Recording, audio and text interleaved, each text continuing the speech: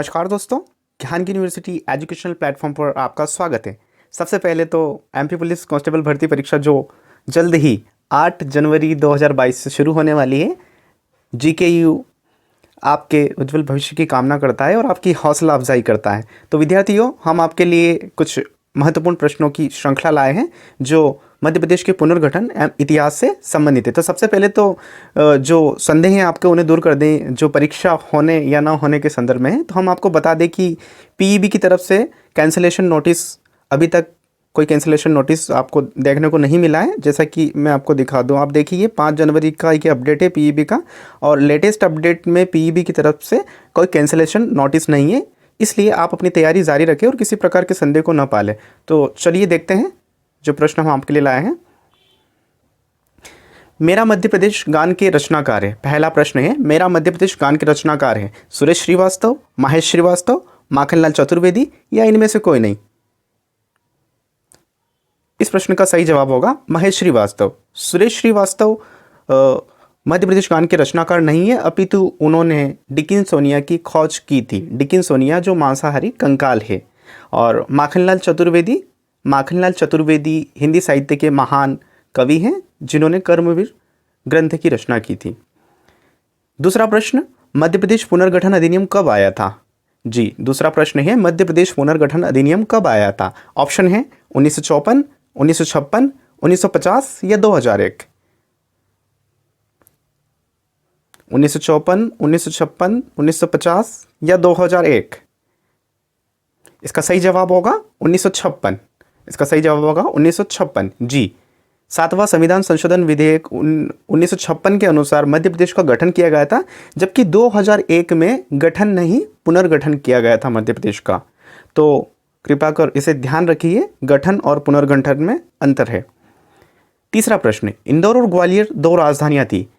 इंदौर और ग्वालियर दो राजधानियाँ थी। जैसा कि हम सभी जानते हैं कि स्वतंत्रता पूर्व मध्य प्रदेश को कुछ भागों में बांटा गया था, तो इनमें से इंदौर और ग्वालियर किस भाग की राजधानी थी? मध्य भारत की थी, सीपी बरार की थी, विंध्य प्रदेश की थी या महाकौशल प्रदेश की थी? सोचिए।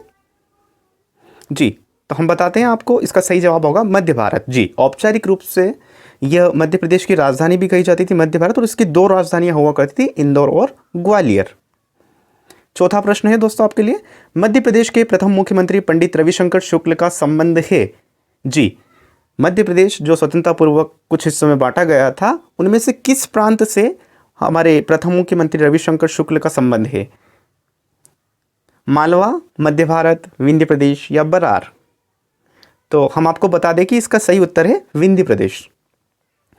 पांचवा प्रश्न आपके लिए, भोपाल को जिला बनाया गया था। जी, भोपाल को जिला कब बनाया गया था? ऑप्शन है आपके पास 1975, 1972, 1974 या 1956। बड़ा ही आसान प्रश्न है, तो इसका सही जवाब है 1972।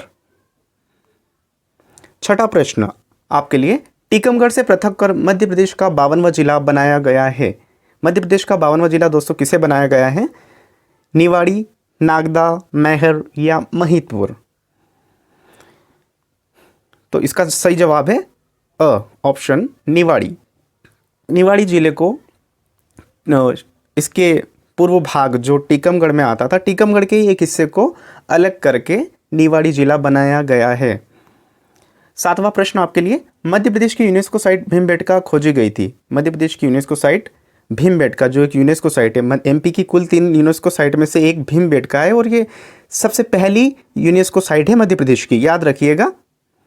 इसके खोजकर्ता आरबी जोशी थे, सुपेकर थे, सांकलिया थे या फिर वाकणकर थे? तो आपको बता दें इसका सही जवाब होगा वाकणकर। प्रोफेसर वाकणकर ने भीमबेटका की खोज की थी।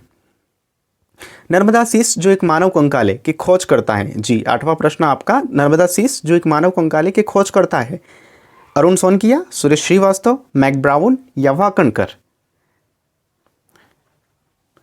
नर्मदा शीश एक बहुत प्राचीन कंकाल है और इसका अत्यधिक महत्व है इतिहास में। पुरातात्विक दृष्टि से नर्मदा शीश का अत्यधिक महत्व है। तो इसके खोजकर्ता दोस्तों हम आपको बता दें, इसके खोजकर्ता थे अरुण सोनकिया। इन्होंने सन 1982 में इसकी खोज की थी। 9वां प्रश्न आपके लिए, नर्मदा का प्राचीन नाम है? जी, नर्मदा का प्राचीन नाम क्या है बताइए दोस्तों? मैकलसुता, रेवा, कर्णवती या फिर तमसा?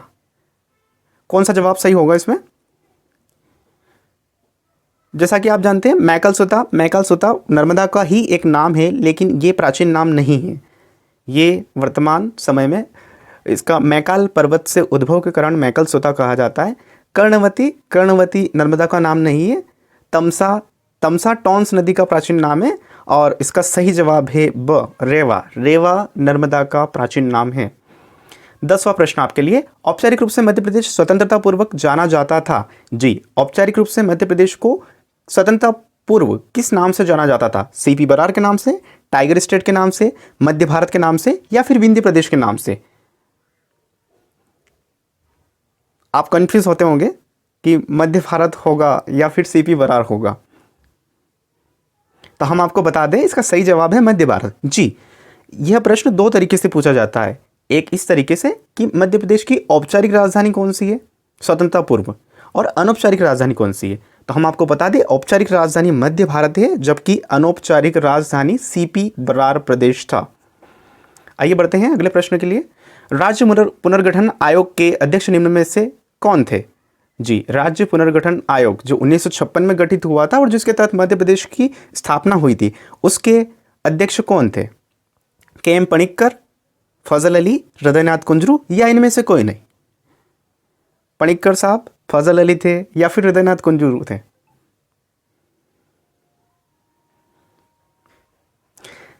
इसका सही जवाब है फजल अली। जी, फजल अली 3 सदस्यीय आयोग था और जिसके अध्यक्षता जो की थी फजल अली साहब ने की थी।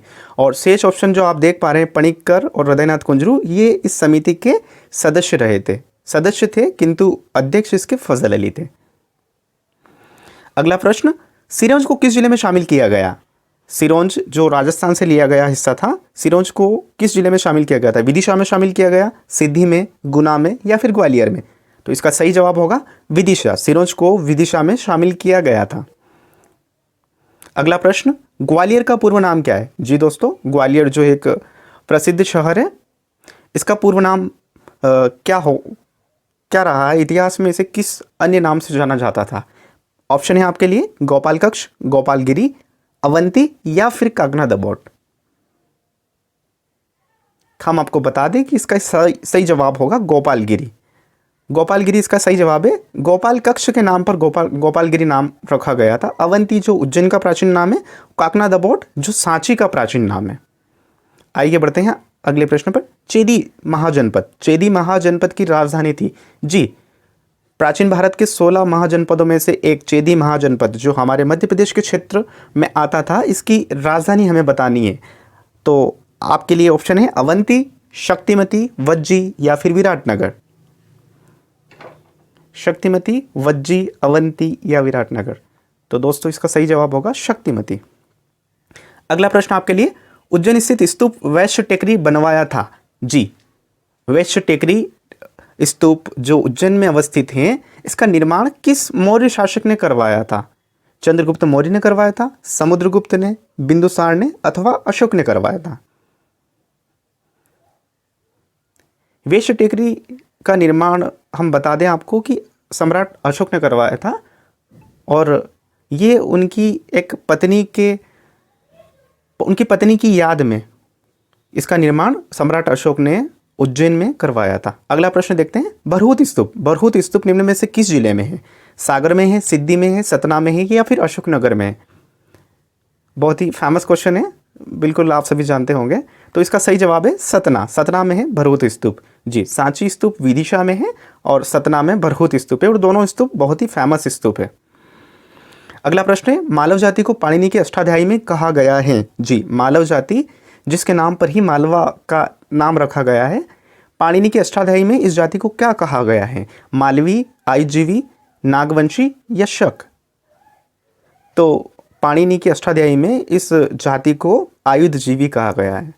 याद रखिएगा दोस्तों, आयुधजीवी मालव जाति का नाम था। अगला प्रश्न है, देवी चंद्रगुप्तम उपाधि निम्न में से किसने धारण की थी? देवी चंद्रगुप्तम उपाधि एक शासक ने धारण की थी, हमारे मध्य प्रदेश के शासक रहे हैं। चंद्रगुप्त विक्रमादित्य, अशोक, मिहिरकुल या फिर प्रवरसेन प्रथम? बताइए दोस्तों कौन सा विकल्प सही होगा इसमें। तो यह प्रसिद्ध उपाधि चंद्रगुप्त विक्रमादित्य, जो बहुत ही फेमस शासक हुए हैं उज्जैन के, उन्होंने धारण की थी, जिन्होंने शकों को परास्त किया था। और इसलिए इनको एक और उपाधि भी प्रदान की गई थी, शकारी। शकारी भी चंद्रगुप्त विक्रमादित्य की ही उपाधि है, याद रखिएगा। अगला प्रश्न है, मेघदूत काव्य की विदर्भी शैली का संबंध निम्न में से किस भाषा से है। मेघदूत काव्य जो विदर्भी शैली में लिखा गया है, शायद आप नहीं जानते होंगे, लेकिन आपको बता दें मेघदूत काव्य की जो शैली थी वो विदर्भी शैली थी। और हमें बताना है कि इस शैली का संबंध किस भाषा से है, हिंदी से है, मलयालम से, संस्कृत से, या फिर गुजराती से। दोस्तों इसका सही जवाब होगा संस्कृत। इसका सही जवाब होगा संस्कृत। और क्योंकि मेघदूत कालिदास की रचना और कालिदास गुप्तों के शासन के अधीन थे, और हम जानते हैं कि गुप्त शासन में संस्कृत का बहुत ही वर्चस्व था। संस्कृत बहुत प्रसिद्ध भाषा बन चुकी थी और सारे काव्य लेखन में प्रयुक्त की जाती थी। अगला प्रश्न है, मालवा के औलिकर वंश के संस्थापक थे। जी, मालवा में देखा जाने वाला औलिकर वंश, इसके संस्थापक कौन थे दोस्तों। आपको बता दें कि मंदसौर में ये वंश राज करता था। इसके संस्थापक सिंह वर्मा है, चंद्र वर्मा है, नरसिंह वर्मा है, या फिर जयवर्मन है। बताइए दोस्तों। इसका सही जवाब है सिंह वर्मा। द विकल्प सिंह वर्मा सही जवाब है। मंदसौर में सिंह वर्मा ने औलिकर वंश की स्थापना की थी। अगला प्रश्न, जेजाक भुक्ति किस क्षेत्र का नाम था। जेजाक भुक्ति किस प्राचीन क्षेत्र का नाम था। बुंदेलखंड का, बघेलखंड का, विदर्भ का, या फिर महाकौशल का। बताइए दोस्तों। बुंदेलखंड का, विदर्भ का, बघेल या महाकौशल। आपको बता दें इसका सही जवाब होगा बुंदेलखंड। अविकल्प सही जवाब है बुंदेलखंड। अगला प्रश्न, परमार वंश का अंतिम शासक था। जी, परमार वंश जो मध्य प्रदेश का एक वंश रहा है, जो काफ़ी हाईलाइटेड भी है और रीड करने में भी बार बार आता है, लेकिन आपको इसका अंतिम शासक का नाम पता होना चाहिए। तो इसके अंतिम शासक का सही नाम जो था वो था मलहक देव। मलहक देव परमार वंश के अंतिम सम्राट थे। और इस वंश के सबसे प्रसिद्ध सम्राट कौन थे। जी, सही जवाब इसका है राजा भोज। राजा भोज परमार वंश के अंतिम सम्राट थे। सॉरी, राजा भोज इसके प्रसिद्ध सम्राट थे और मलहक देव अंतिम सम्राट थे। गुजरी महल। गुजरी महल निम्न में से किस तोमर नरेश ने बनवाया था। प्रश्न नंबर 23, गुजरी महल का निर्माण किस तोमर शासक ने करवाया था। बताइए। वीर सिंह देव ने करवाया था, कीर्ति सिंह ने करवाया था, विक्रमादित्य ने करवाया था, या राजा मानसिंह ने करवाया था। बहुत ही पूछा जाने वाला प्रश्न है। राजा मानसिंह जी ने इसका निर्माण कराया था। गुजरी महल का अपनी प्रेमिका मृगनयनी की याद में करवाया था।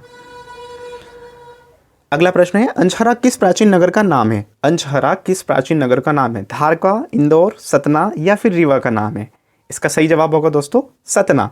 सतना इसका सही जवाब है। सतना को अंजहरा भी कहा जाता था। हम पढ़ते हैं उज्जैन को अवंती कहा जाता है, धारा नगरी जो धार का नाम है, लेकिन ये भी पूछा जा सकता है सतना का प्राचीन नाम क्या था। तो इसका सही जवाब है अंजहरा। अगला प्रश्न दोस्तों, रानी दुर्गावती की समाधि स्थित है। रानी दुर्गावती जो गढ़मंडला की शासिका थी और अकबर की समकालीन रही थी रानी दुर्गावती, तो इनकी जो समाधि स्थित है वो कौन सी जगह पर स्थित है, आपको बताना है। पहला विकल्प है आपके लिए जबलपुर, दूसरा विकल्प है शिवपुरी, तीसरा पातालपानी, और चौथा और अंतिम है बरेला। तो इसका सही जवाब चौथा विकल्प ही होगा, बरेला। बरेला में रानी दुर्गावती की समाधि स्थित है। अगला प्रश्न है, बुंदेला राज्य की नींव निम्न में से किस शासक ने रखी थी। बुंदेला राज्य की नींव निम्न में से किस शासक ने रखी थी। अ छत्रसाल, ब सोहनपाल, स चंपतराय, द वीर सिंह। वीर सिंह जो बुंदेला राज्य के बहुत प्रसिद्ध शासक हुए हैं। छत्रसाल सर्वाधिक प्रसिद्ध शासक रहे हैं। छत्रसाल को ही वास्तविक रूप में इस साम्राज्य का महत्वपूर्ण शासक माना जाता है, जिन्होंने इसका विस्तार बढ़ा दिया था। बुंदेला राज्य का विस्तार छत्रसाल ने बढ़ा दिया था। सोहनपाल इस वंश के संस्थापक माने जाते हैं। सोहनपाल, जी इसका सही जवाब होगा सोहनपाल। सोहनपाल ने बुंदेला राज्य की स्थापना की थी, अपितु छत्रसाल और अन्य इसके परवर्ती शासक थे, उन्होंने इसका विस्तार किया था, लेकिन इसके संस्थापक जो थे वो सोहनपाल थे। अगला प्रश्न है, तानसेन या रामतनु पांडे। तानसेन या रामतनु पांडे निम्न में से किस राजा के संरक्षण में थे। जी दोस्तों, आप अभी तक देखते आ रहे हैं जो प्रश्न तानसेन पर पूछा जाता है वो ये कि तानसेन का एक और अन्य नाम क्या है। तानसेन का अन्य नाम क्या है? लेकिन हम आपके लिए लाए हैं प्रश्न कि तानसेन किस राजा के संरक्षण में थे। तानसेन को यद्यपि बाद में मुगल सम्राट ले गए थे, लेकिन उससे पहले ही किसके संरक्षण में थे? तो इसका सही जवाब होगा दोस्तों राजा रामचंद्र। याद रखिएगा, राजा रामचंद्र के अधीन थे ये, उनके संरक्षण में थे। अगला प्रश्न दोस्तों 28वां, रानी अहिल्याबाई ने अपनी राजधानी बनाई थी। रानी अहिल्याबाई ने अपनी राजधानी बनाई थी। रानी अहिल्याबाई जो होलकर वंश की एक महिला शासिका थी। रानी अहिल्याबाई महिला शासिका थी। इन्होंने अपनी राजधानी कहाँ बनाई थी? महेश्वर, इंदौर, ओमकारेश्वर या फिर धारानगरी? दोस्तों रानी अहिल्याबाई ने अपनी राजधानी इंदौर से महेश्वर ट्रांसफ़र कर दी थी। जी, इंदौर जो होलकर वंश की पूर्व राजधानी थी, वहाँ से हटाकर महेश्वर में इन्होंने अपनी राजधानी बनाई थी। तो इसका सही जवाब है महेश्वर। अगला प्रश्न देखते हैं, निम्न में से किसे इंदौर के औद्योगिक विकास का श्रेय दिया जाता है? जी, इंदौर जो औद्योगिक नगरी कही जाती है मध्य प्रदेश की, बहुत ही विकसित क्षेत्र है आज हमारे मध्य प्रदेश का, तो इसका श्रेय किसे जाता है? औद्योगिक विकास का श्रेय इंदौर में किसे दिया जाता है? तुकोजीराव द्वितीय को, अहिल्याबाई को, तात्या जोग को या फिर तुकोजीराव तृतीय को? तो आपको बता दें तुकोजीराव द्वितीय इसका सही जवाब होगा। तुकोजीराव तृतीय तो स्वतंत्रता के समय इंदौर के शासक रहे थे। अगला प्रश्न दोस्तों 30वां, ग्वालियर साम्राज्य की स्थापना निम्न में से किसने की थी? ग्वालियर साम्राज्य की स्थापना निम्न में से किसने की थी? ऑप्शन है आपके लिए दौलतराव सिंधिया, राणाजी सिंधिया, जयाजीराव सिंधिया या महादजी सिंधिया। ग्वालियर साम्राज्य की स्थापना किसने की थी बताइए दोस्तों। आपको बता दें दौलतराव सिंधिया। दौलतराव सिंधिया ने अपनी राजधानी उज्जैन से परिवर्तित करके ग्वालियर को राजधानी बनाया था। राणोजी सिंधिया प्रथम शासक हुआ करते थे। जो ग्वालियर में जब सिंधिया वंश आया था तो राणोजी सिंधिया उनके प्रथम शासक थे, जबकि महादजी सिंधिया ने ग्वालियर साम्राज्य की स्थापना करी थी। जी, तो इसका सही जवाब होगा महादजी सिंधिया। दौलतराव सिंधिया ने राजधानी ग्वालियर को बनाया था, जबकि ग्वालियर साम्राज्य की स्थापना महादजी सिंधिया ने की थी। अगला प्रश्न है दोस्तों, भता राज्य निम्न में से किसका प्राचीन नाम है? जी, भता राज्य निम्न में से किसका प्राचीन नाम है? बघेलखंड, ब बुंदेलखंड, स मालवा, द बरार। इसका सही जवाब होगा दोस्तों बघेलखंड। बघेलखंड को भता राज्य के नाम से जाना जाता था, जिसे आज रीवा कहा जाता है। रीवा और भता एक ही संज्ञाएं हैं, याद रखिएगा। ग्वालियर घराना स्थापित करने की उपलब्धि निम्न में से प्राप्त है? जी, किस शासक को ग्वालियर घराना स्थापित करने की उपलब्धि प्राप्त है? 32वां प्रश्न दोस्तों आपके लिए। विकल्प है इसके महादजी सिंधिया, जीवाजीराव, जयाजीराव और माधवराव सिंधिया। आपको बता दें इसका सही जवाब होगा जियाजीराव सिंधिया। जियाजीराव सिंधिया जो 1857 की क्रांति के समय ग्वालियर के शासक थे। अगला प्रश्न, 1857 के विद्रोह के समय ग्वालियर के राजा थे। 1857 के विद्रोह के समय ग्वालियर के राजा थे जियाजीराव, माधवराव, जीवाजीराव या राणाजी सिंधिया। अभी ही मैंने बताया आपको कि इसके जो 1857 की क्रांति के समय जो ग्वालियर में जो शासन करते थे उस शासक का नाम है जियाजीराव सिंधिया। जियाजीराव सिंधिया, कन्फ्यूज मत होइएगा। जियाजीराव सिंधिया और जीवाजीराव सिंधिया दो भिन्न भिन्न शासक है। जियाजीराव सिंधिया 1857 की क्रांति के समय ग्वालियर में शासन करते थे, याद रखिएगा। अगला प्रश्न, झलकारी बाई। जी, झलकारी बाई निम्न में से किसकी अंगरक्षक थी? झलकारी बाई आपको बता दें कि 1857 की क्रांति में ये जो महिला थी ये अंगरक्षिका थी झांसी की रानी की। जी दोस्तों, झांसी की रानी की अंगरक्षिका थी और अंतिम क्षण तक इन्होंने महारानी लक्ष्मीबाई का इन्होंने साथ दिया था।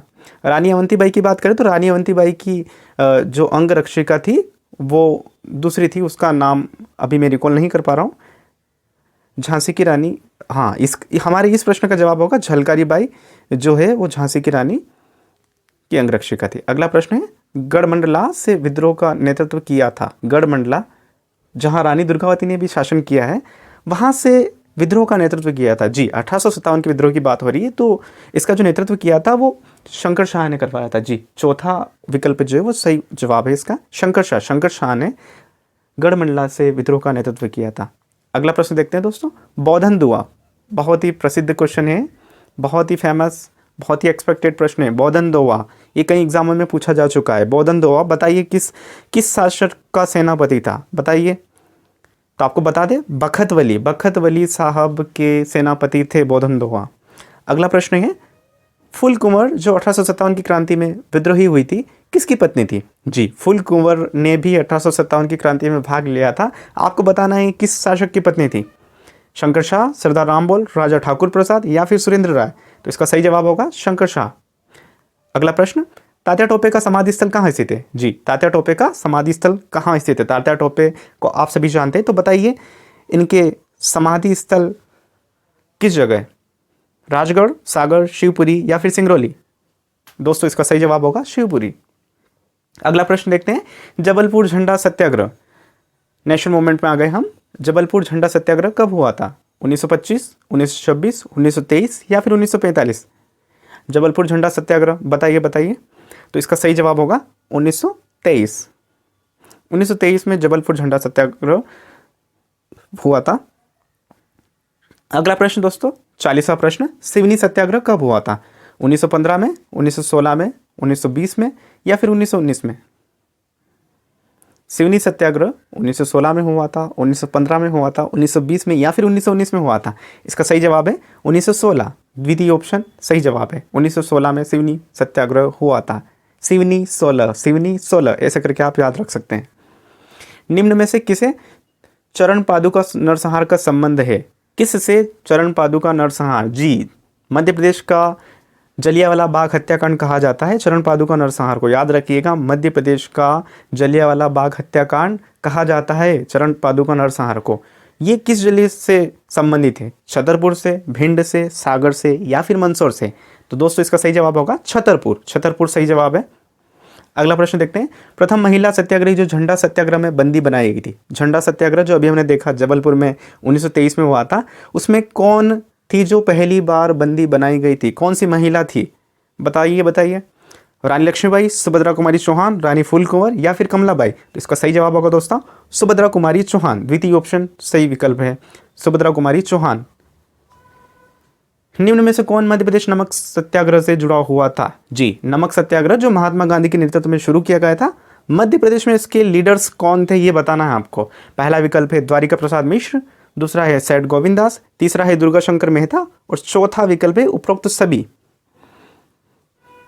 जी दोस्तों, चौथा विकल्प सही जवाब है।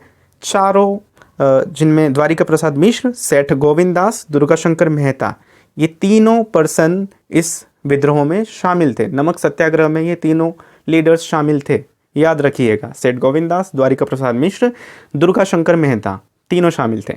अगला प्रश्न देखते हैं दोस्तों, भोपाल में प्रजा राज्य मंडल आंदोलन की शुरुआत हुई थी। कब हुई थी भोपाल में प्रजा राज्य मंडल आंदोलन की शुरुआत? तो इसका सही जवाब है 1938। जी, 1938 में भोपाल प्रजा मंडल राज्य आंदोलन की स्थापना हुई थी, शुरुआत हुई थी। अगला प्रश्न देखते हैं, घोड़ा डोंगरी जंगल सत्याग्रह। घोड़ा डोंगरी जंगल सत्याग्रह किस जिले से संबंधित है? बैतूल से, सिद्दी, सागर? दोस्तों इसमें दो ऑप्शन आ गए सेम, कोई बात नहीं, आप सही जवाब ढूंढिए। तो आपको बता दें इसका सही जवाब होगा बैतूल। जी, बैतूल से संबंधित है घोड़ा डोंगरी जंगल सत्याग्रह। ये एक्सपेक्टेड प्रश्न है, इसे याद रखिएगा आप। 46वां प्रश्न है आपके लिए, जबलपुर के प्रथम सत्याग्रही माने जाते हैं। जबलपुर के प्रथम सत्याग्रही माने जाते हैं द्वारिका प्रसाद मिश्र, माखनलाल चतुर्वेदी, ठाकुरदास या फिर बाबू गोविंद दास? बताइए दोस्तों कौन है जबलपुर के प्रथम सत्याग्रही? आपको बता दें इसका चौथा विकल्प बिल्कुल सही है, बाबू गोविंद दास। बाबू गोविंद दास जबलपुर के प्रथम सत्याग्रही थे। अगला प्रश्न है, मध्य प्रदेश में भारत छोड़ो आंदोलन किस जिले से शुरू हुआ था? मध्य प्रदेश में भारत छोड़ो आंदोलन जो 1942 में महात्मा गांधी ने शुरू किया था, मध्य प्रदेश में ये किस जिले से शुरू होता है? आपको बता दें मध्य प्रदेश में ये विदिशा जिले से शुरू होता है। जी दोस्तों, भारत छोड़ो आंदोलन विदिशा जिले से शुरू होता है। अगला प्रश्न देखते हैं, मालवा सल्तनत के संस्थापक है। जी, मालवा सल्तनत के संस्थापक कौन है? दिलावर खान लोधी, हौशंग शाह, एक और दो दोनों या फिर केवल एक? बताइए दोस्तों, ये ऑप्शंस थोड़े एमपीपीएससी की तरह हैं। दिलावर खान, हौशंग शाह, एक और दो दोनों या फिर केवल एक? तो आपको बता दे एक और दो दोनों इस प्रश्न के सही जवाब है। हौशंग शाह मालवा सल्तनत के वास्तविक संस्थापक थे, जबकि दिलावर खान ने इस सल्तनत की स्थापना की थी। क्योंकि हौशंग शाह ने इसका विस्तार किया था, इसलिए वास्तविक संस्थापक हौशंग शाह माने जाते हैं और प्रथम संस्थापक दिलावर खान माने जाते हैं, याद रखिएगा। बढ़ते हैं अगले प्रश्न की ओर। अगला प्रश्न है, मालवी गुजरी बाज खानी तोड़ी राग निम्न में से किस शासक के रचित राग है? जी, ये 3 राग दिए गए, मालवी गुजरी, बाजखानी, तोड़ी राग। किस शासक के रचित राग है? आपको बता दें, मांडू से उनका संबंध है। जी, बिल्कुल पहचान गए होंगे, मांडू से उनका संबंध है। इसका सही जवाब है बाज बहादुर। बाज बहादुर रानी रूपमती को जानते ही होंगे आप सभी। रानी रूपमती के हस्बैंड थे ये बाज बहादुर, रानी रूपमती के पति थे बाज बहादुर। अगला प्रश्न है, मलिक नसीरुद्दीन द्वारा स्थापित असीरगढ़ जो वर्तमान में इस नाम से जाना जाता है, बताइए किस नाम से असीरगढ़ जाना जाता है, जिसकी स्थापना नसीरुद्दीन द्वारा की गई थी? मलिक नसीरुद्दीन द्वारा स्थापना की गई थी। धार, बुरहानपुर, बांधवगढ़ या फिर कुक्षी? तो दोस्तों इसका सही जवाब है बुरहानपुर। बुरहानपुर को असीरगढ़ कहा जाता था। असीरगढ़ में एक किला भी जो बहुत ज़्यादा फेमस है, बहुत ज़्यादा फेमस है असीरगढ़ का किला। बुरहानपुर का ही पुराना नाम है असीरगढ़, याद रखिएगा दोस्तों। बढ़ते हैं अगले प्रश्न की ओर। 51वां प्रश्न, निम्न में से किसने भोपाल राज्य की स्थापना की थी? बहुत ही पूछा जाने वाला प्रश्न है। भोपाल राज्य की स्थापना किस शासक ने की थी? सिकंदर बेगम ने, कुत्सिया बेगम ने, दोस्त अली ने या फिर दोस्त मोहम्मद खान ने? दोस्तों बता दें आपको, दोस्त अली स्वतंत्रता के समय भोपाल के शासक थे।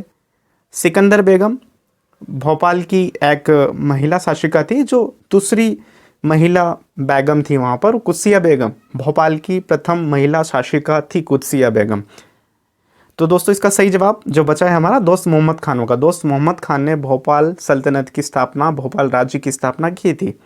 आइए देखते हैं अगला प्रश्न, निम्न में से कौन भोपाल की प्रथम महिला शासिका है? जैसा कि मैंने अभी जिक्र किया था, इसका सही जवाब होगा कुत्सिया बेगम। कुत्सिया बेगम ने गद्दी संभाली थी भोपाल की प्रथम महिला शासिका के रूप में।